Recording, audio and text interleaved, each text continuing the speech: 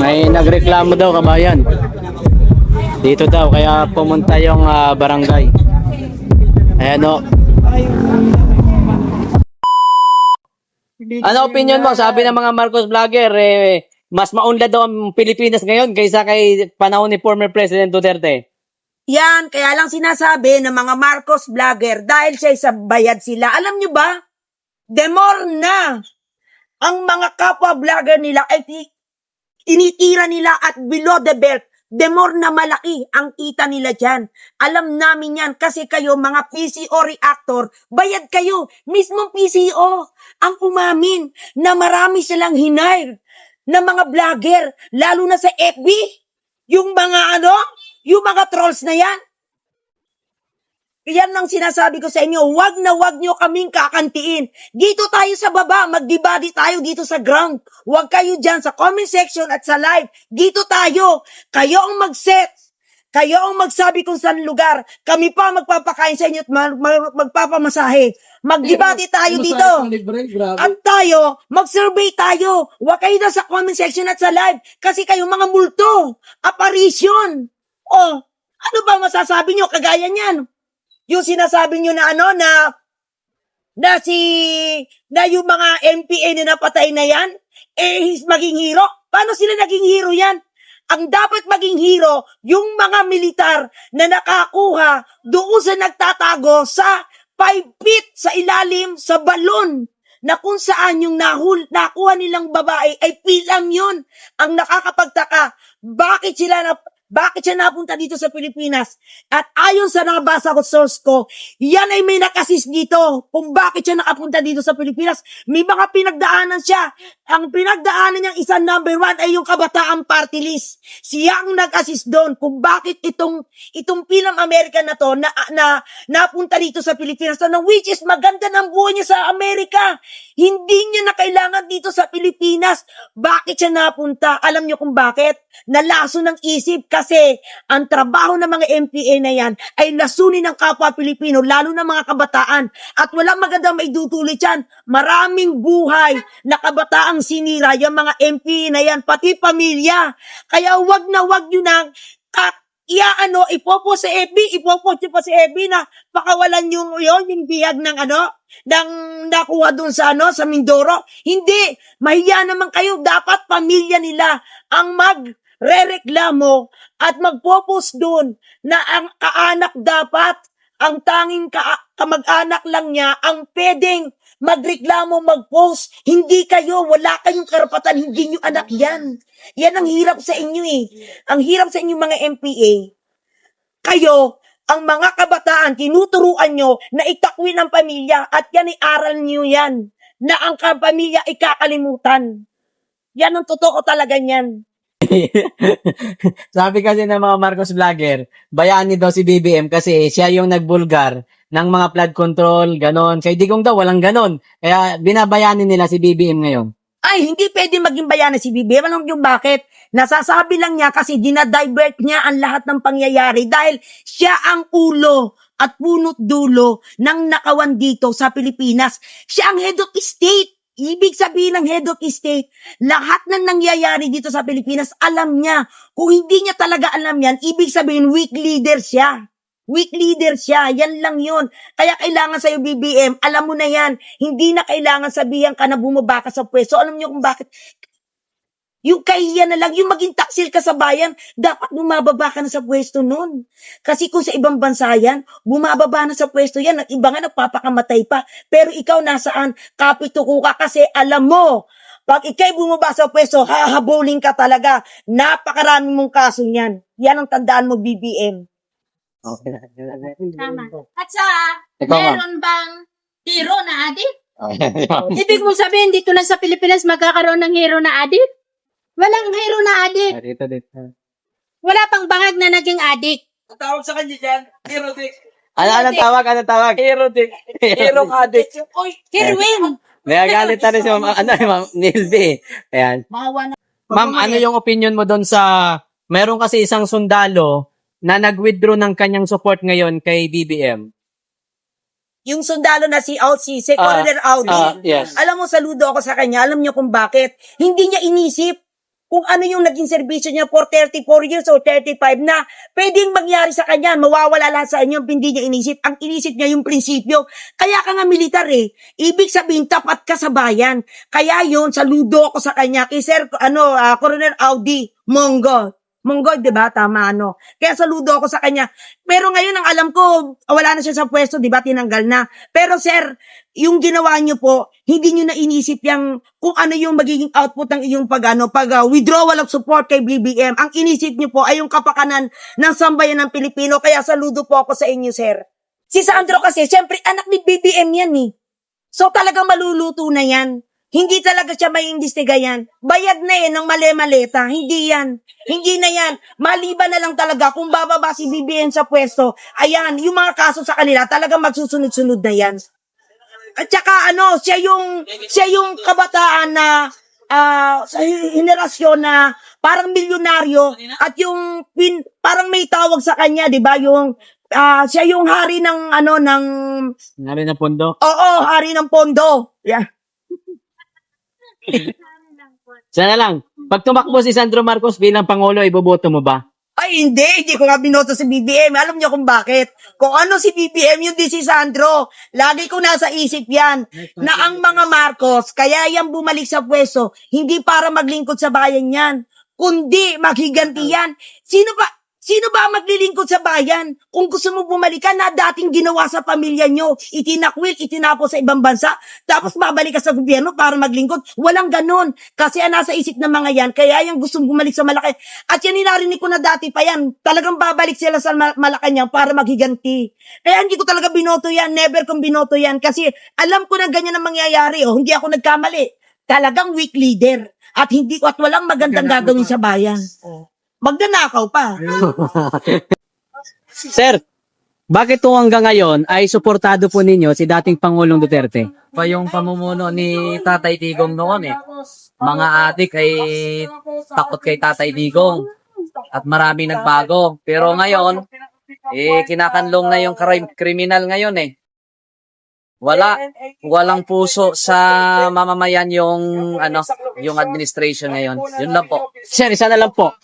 Kung pagbabasehan po natin o kumpara po natin yung ekonomiya po natin noon at ngayon, ano pong pagkakaiba? Ay malayo po. Lahat ng pera noon ng gobyerno ay napupunta talaga sa infrastructure at saka sa taong bayan.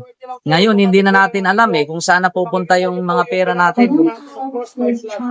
Puro pagnanakaw na lang ginagawa ngayon. Yun lang po. Thank you, sir. Thank you, sir. Ikaw, sige. Ano po masasabi nyo sa taong bayan ngayon?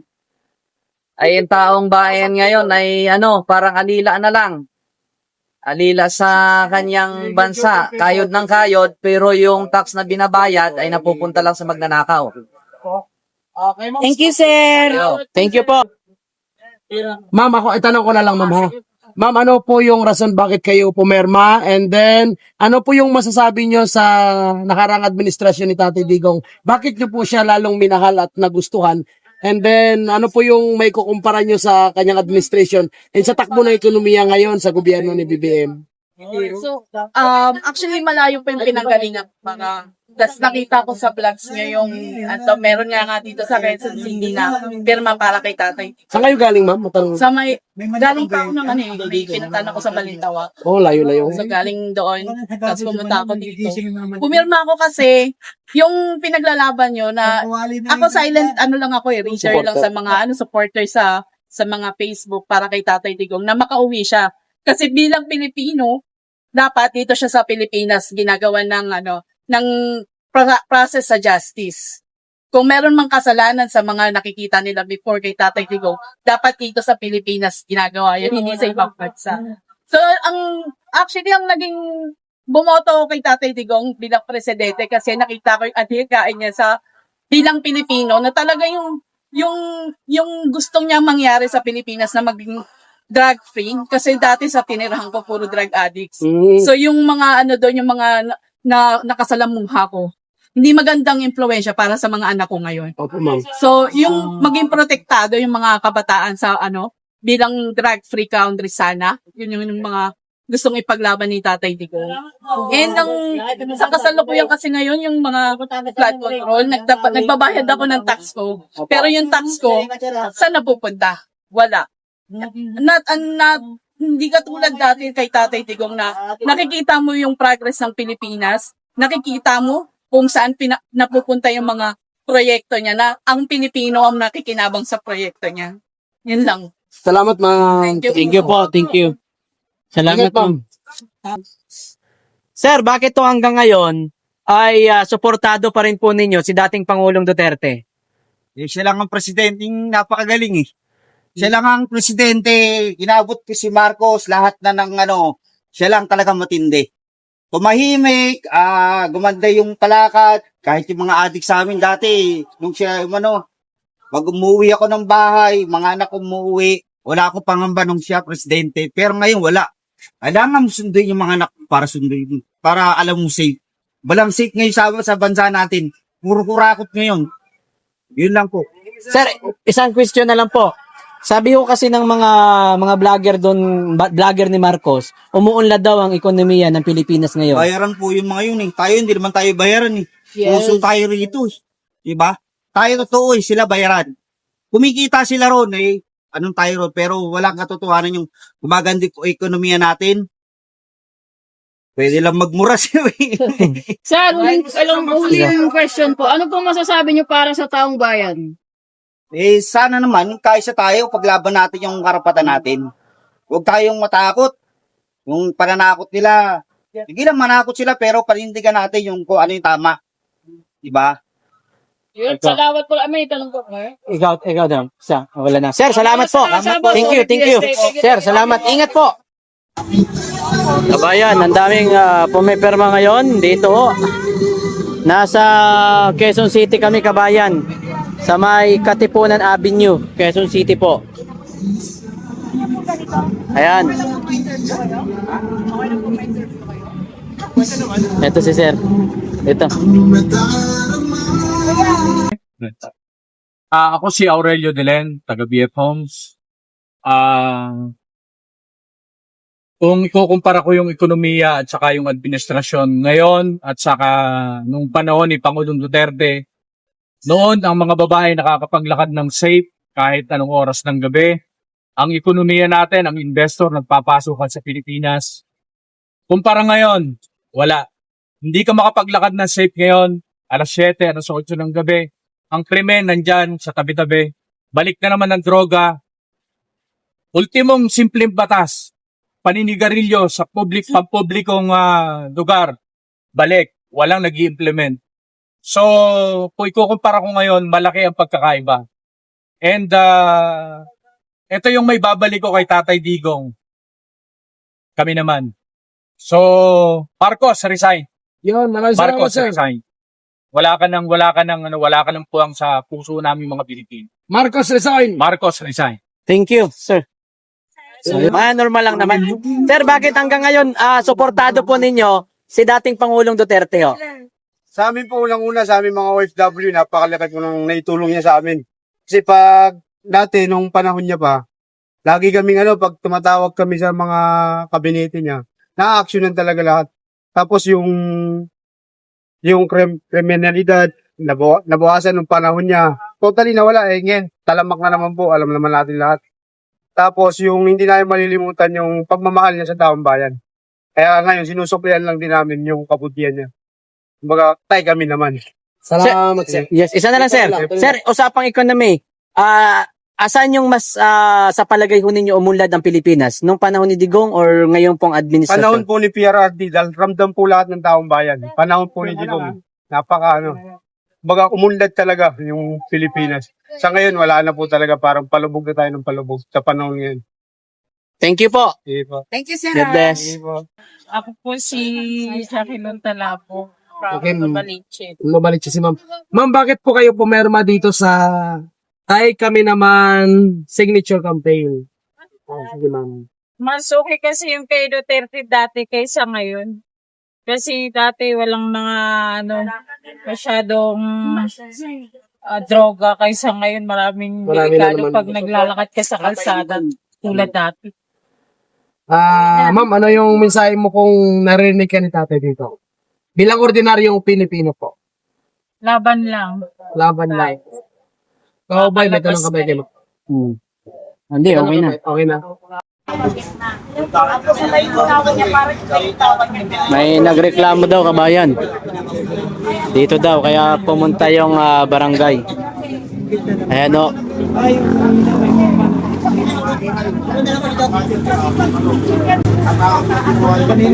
Ayan, dumami na sila oh. Ha?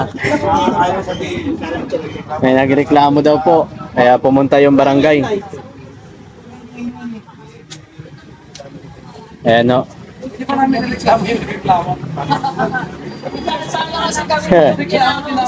Kaya po pumunta dito yung barangay. Ayan. Hindi naman kami nagtugulo. Saka ang mga nagre-reklamo mo, mga bangag din yan eh. Ayaw, mga utak chemical, ayaw. Ma'am, pwede ka namin tanongin.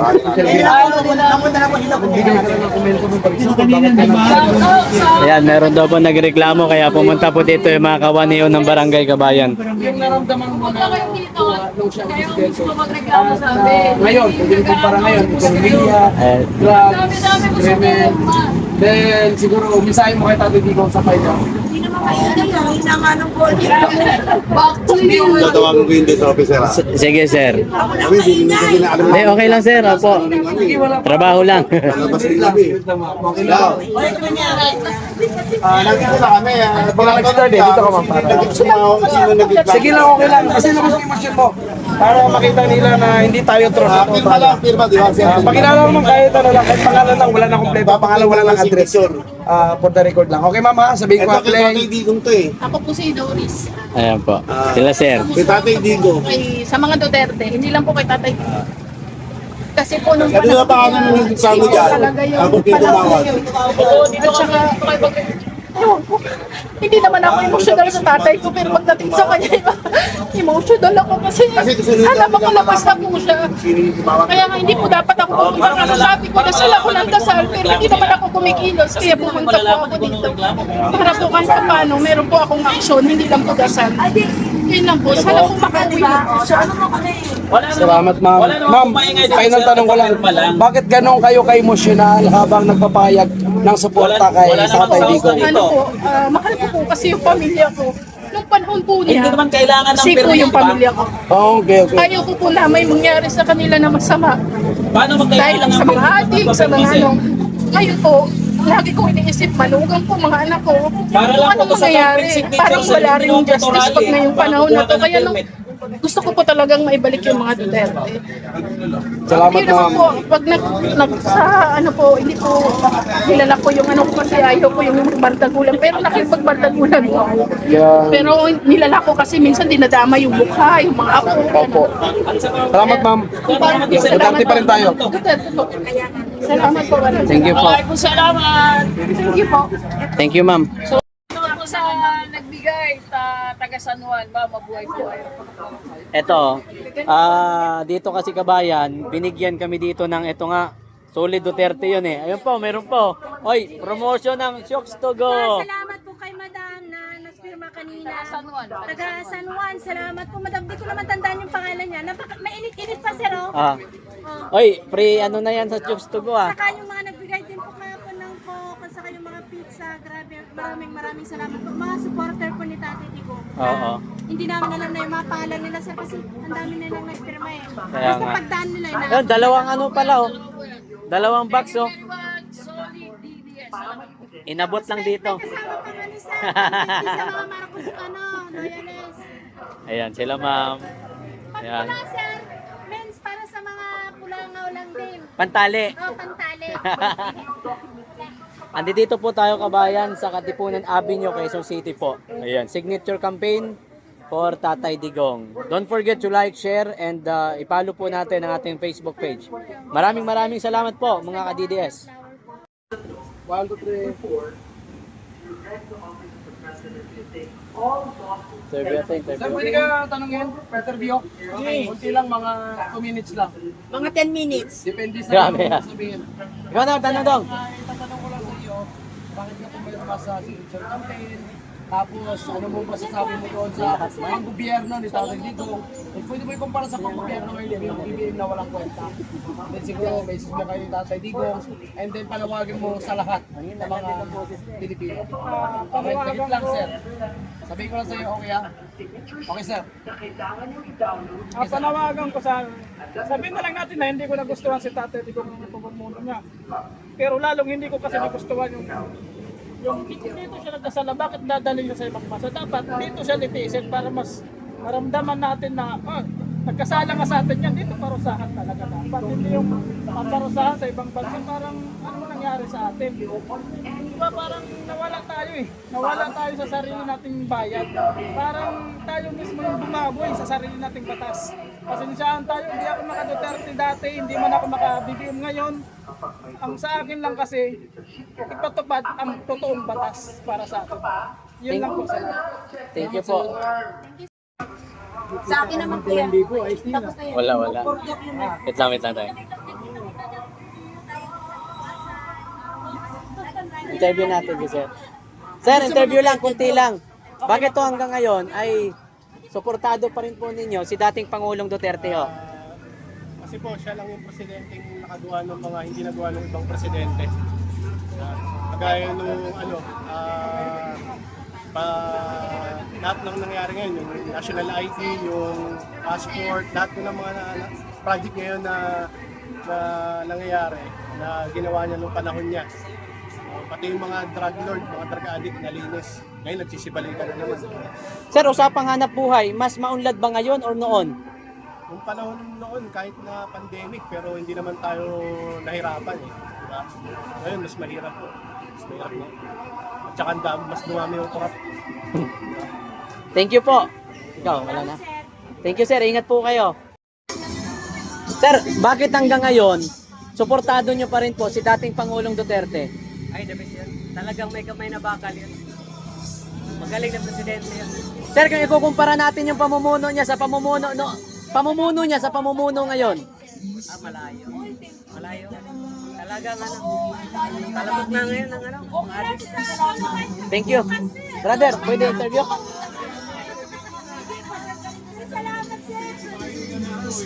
Bakit hanggang ngayon ay suportado nyo pa rin si dating Pangulong Duterte? Dahil kay Tatay Digong ko lang nakita yung tunay na pagbabago ng Pilipinas. Ngayon yung nangyayari ngayon sa Pilipinas, isang malaking katangahan na po. At saka wala nang pagbabago, mas lalo lumala yung sitwasyon ng mga Pilipino, mas dumami ang mga drug addict. Kaya po, mas gusto ko yung kamay na bakal dahil nakita ko po, sa tuwing gabi naglalakad ang mga kababaihan, doon ko nakikita na safe ang mga Pilipino. Ngayon walang pagbabago, bongbong, bumaba ka na! Sir, isa na lang. Sabi ng mga Marcos vlogger, maunlad daw ngayon ang Pilipinas. Sinong tanga maniniwala sa inyo? Wala na! Mga bobo lang maniniwala sa inyo. Pilipino, nabuhay na sa totoo. At alam na yung totoong nangyayari sa Pilipinas, magulo na. Si Duterte lang talaga totoong nagbago. Kaya masasabi ko lang, magbago na kayo lahat ng adik. Once na makaupo si Inday Sara, tapos nabuhay ninyo. Balik na ulit ang kamay na bakal. Thank you, sir. Thank you. Ma'am, bakit hanggang ngayon, suportado nyo pa rin si dating Pangulong Duterte? Alam naman natin na kahit mahigpit siya, nagkaroon din naman ng maganda at mabuti ang ginawa niya sa Pilipinas. Kahit sinasabi na ano siya na mapatay or sabi niya may mga sinasabi. Maniwala man sa tayo sa hindi, may nagawa naman siya. Halos lahat ng Pilipino. Tama? Ma'am, isa na lang. Para sa'yo, saan yung magandang... Sa pamumuhay natin, saan yung mas maganda, noon or ngayon? Siyempre no. Doon sa panahon ni Duterte, lalo na sa mga sa drugs. Kasi may mga pagkakataon na lumalabas kami ng gabi, wala lang takot. Kasi syempre yung mga parang wala ka ng pangamba na may mangyayari pa sa'yo. Dati ay ngayon medyo may mga lumalaganap na hold up. Dati sa kanyang panahon nga wala. Yun lang. Thank you, ma'am. Nung dumating niya sa Metro Manila tumakbong presidente, doon namin nakita ang pagbabago ni Tatay Digong. Yatay! Kami naman. Salamat, sir. Salamat.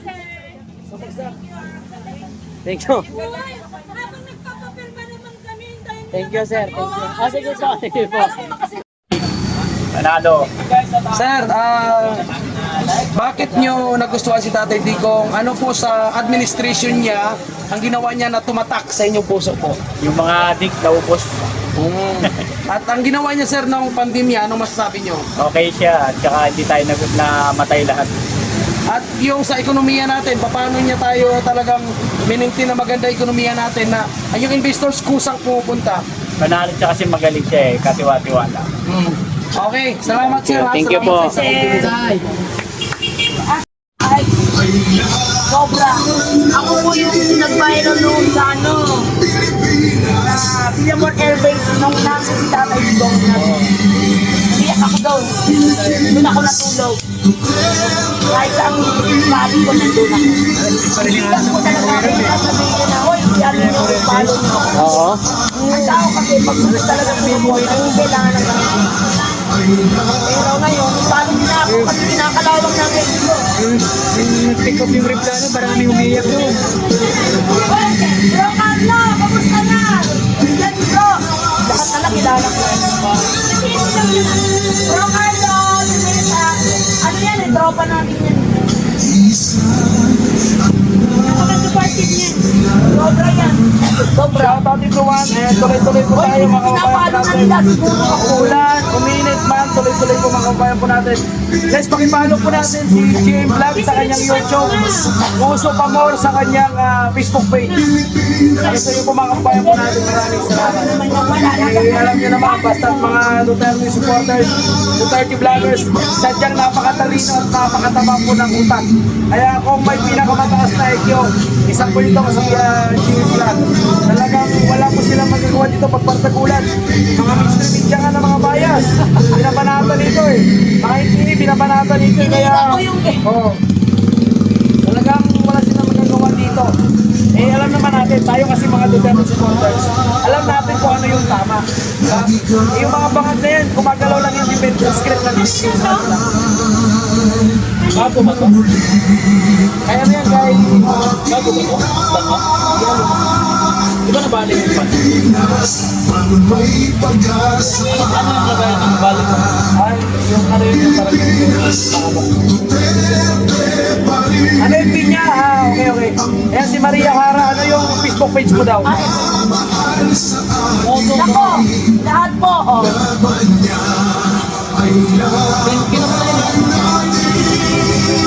Mga tres, ipalo nyo to ha.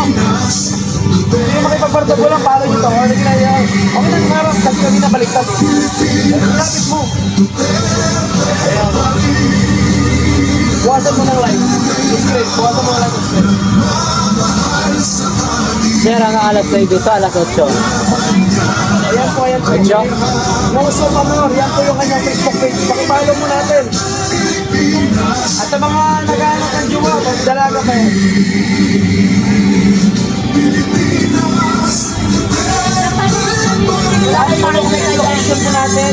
Next location po natin, Manila Bay, Dolomite Beach. Doon po sa Lucas Boulevard, umaga hanggang hapon. Makisali na sa Global Signature Campaign para maitama ang mali. Alam niyo ba na nagkakaroon ng kaso sa Korte Suprema ukol sa pagpapagalatigyan kay Pierre Arby sa ICC? Ito ang GR numbers 278747, GR 278798, GR 278763, at GR 278768. Hindi ko malaman kayo nag-organize dito sa aming Sambuco City, Cebu. Yung tayo kami naman signature campaign na galing po sa Mindanao ay pupunta po sa Cebu. Bohol, Cebu. Abangan niyo po sila, iikot po sila sa ilang lugar po ng Visayas. Bukas po, Manila Bay, Dolomite Beach po tayo. Bukas ng umaga hanggang hapon, Manila Bay, Dolomite Beach po tayo.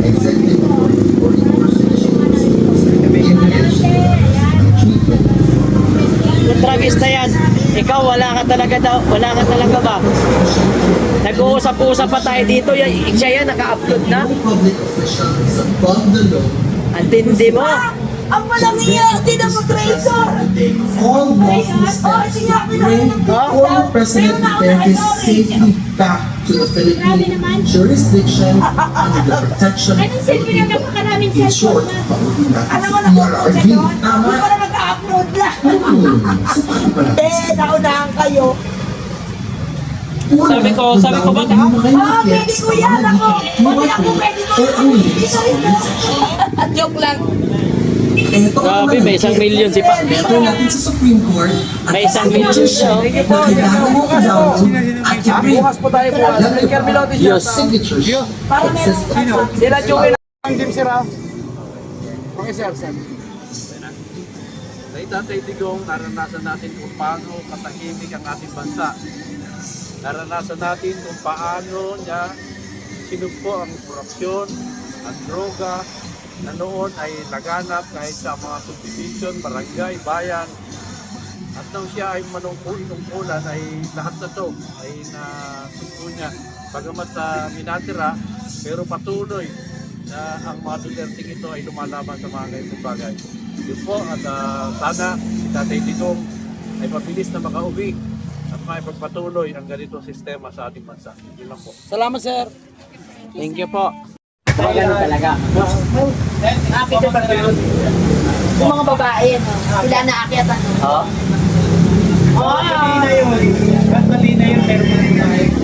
Umakyat. Wala si Kapitan na nagpapagawa. Paano yun? Gagano ka tapos umiit. Hindi, meron kontrata yun. Halimbawa, isang linggo yung barko. Doon lang sila. Doon sila sa Kapitan. Sa barko na yun. Tapos, ilan yung gagalaw sa isang babae lahat ng iba? Isa-isa na. Kanya-kanya yung babae maakyat. Pero mga negosyanyo, Bahala naman Parang gusto ko yata magsiman kahit medyo kabos na ako sa panahon na. Oo, pwede. 12 anyos, pwede. 12 yan tawag ko. viewers. Thank you, maraming salamat po. Mabuhay po kayo ulit lahat. Mabuhay sa Pilipinas. Pwede nagba-Brazilian ka rin dati. Marami na po nagpirma ngayon, no? Ayan, no? And ito po ay walang sabilidad, voluntary po yung pag-pipirma. Kaya nga naman mga kababayan po natin, no? Sa malalayang lugar. Yes! Kaya naman sinusugod tayo ng mga troops. Meron balitawa. Hindi mo pa. Bayaran ngayon ibibigay. Commonwealth. Tinawag ko tayo and syempre yung kanilang issue. Ilang taon ka sa Seaman? Privacy, privacy.